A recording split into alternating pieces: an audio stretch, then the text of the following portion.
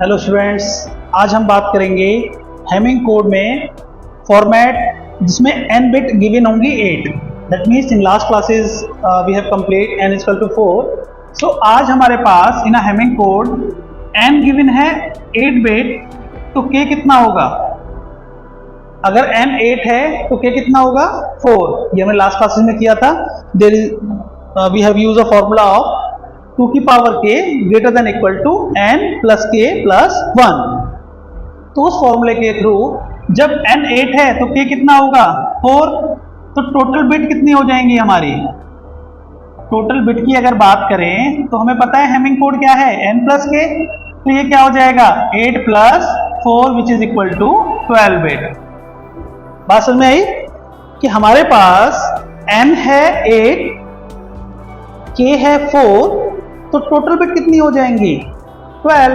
8 plus 4, n stand for data bit, k stand for parity bit, okay, और n plus k is equal to Hamming code. तो ये क्या हो गया?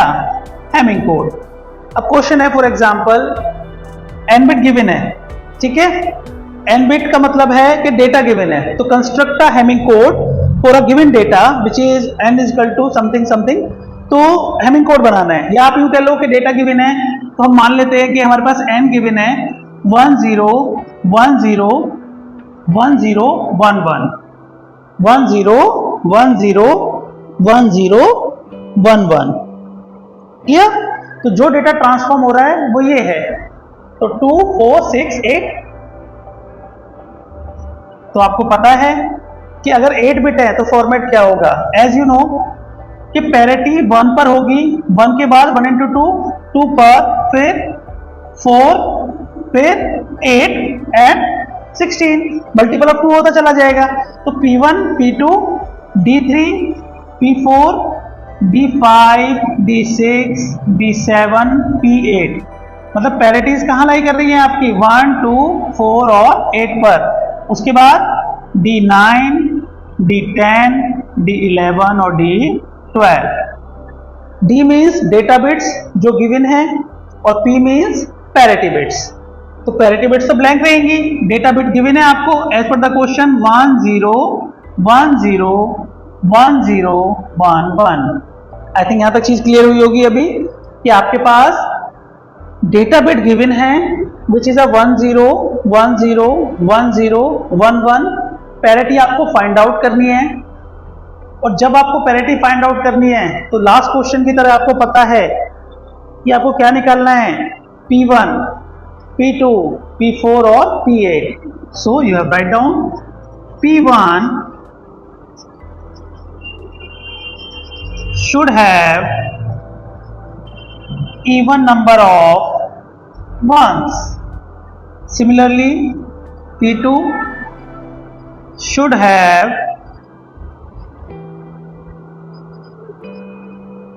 even number of ones। हम even में कर रहे हैं, ठीक है। आप इसको ऑड के थ्रू भी कर सकते हैं। P4 should have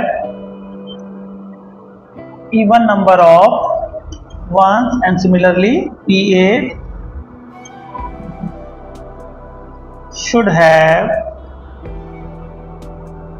even number of ones। ये जो मैंने बार बार लाइन लिखी should have even number of ones, इसका मीन क्या है? इसका मीन है कि जो आपकी वैल्यूज आएंगी, ठीक है, जो पैरिटी के अंदर P1 के अंदर, P2 के अंदर, P4 के अंदर, P8 के अंदर, उन वैल्यूज पे क्या आएगा? अब देखो ये वैल्यूज कैसे निकालोगे, लास्ट क्लास के अंदर भी मैंने बताया था।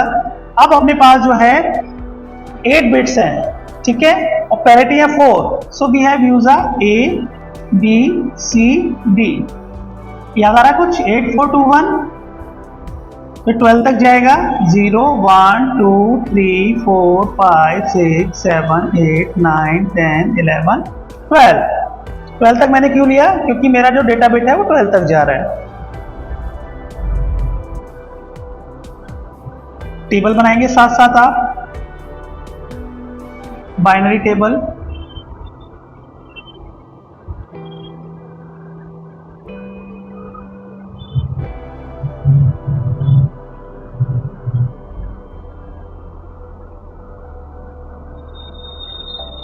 बाइनरी टेबल की हमने सबसे पहली वीडियो डाली थी, जिसके अंदर काफ़ी ज़्यादा क्लियर हुआ है बच्चों को। तो वही टेबल है ये, अपने 12 तक टेबल बनाना है। और सेम P1, P2, P4 और P8। अब P1 के अंदर 1 कहाँ आ रहा है? 1, 3, बताओ, वेरी गुड, 5, 7, 9, 11। कौन समझ में आया? 1, 3, 5, 7, 9, 11। तो इन पोजीशंस पे वो क्या होना चाहिए? P1 1, 3, 5, 7, 9, 11।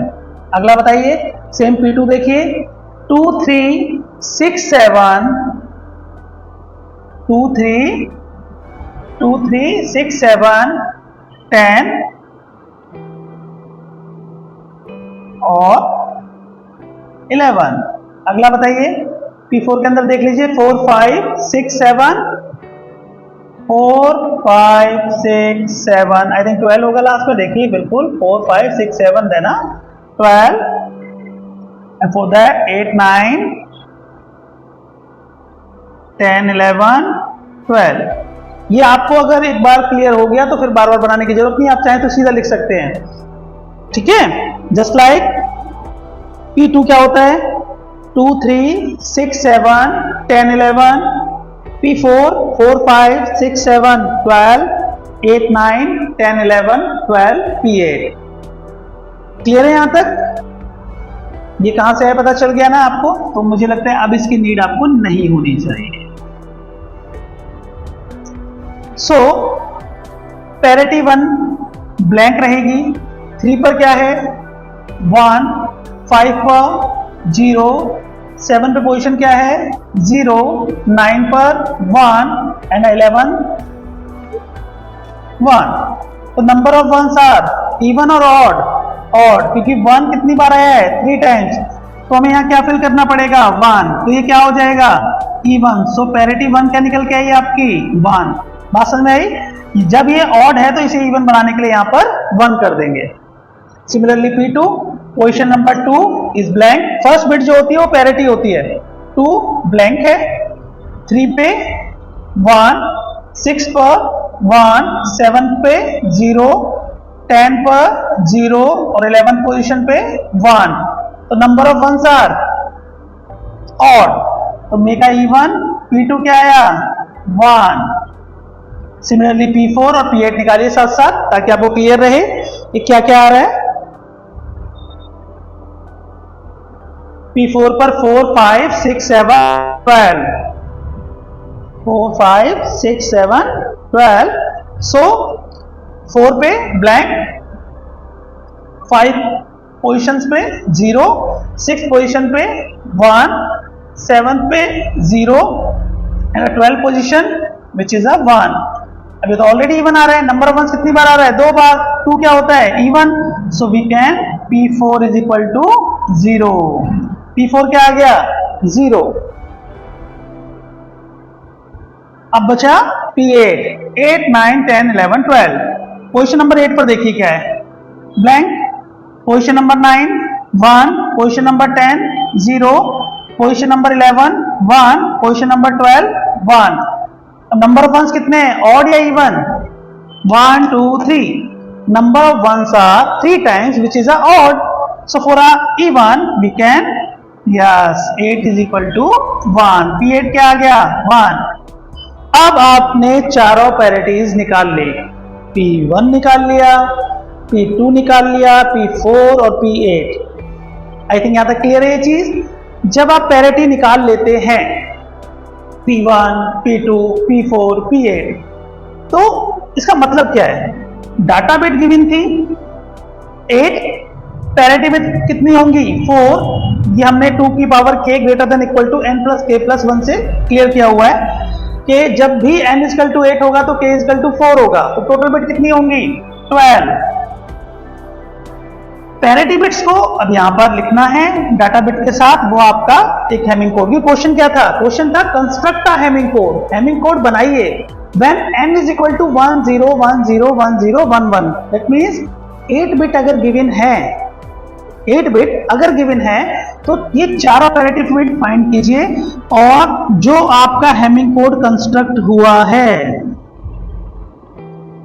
वो बताइए। तो हेमिंग कोड क्या आया?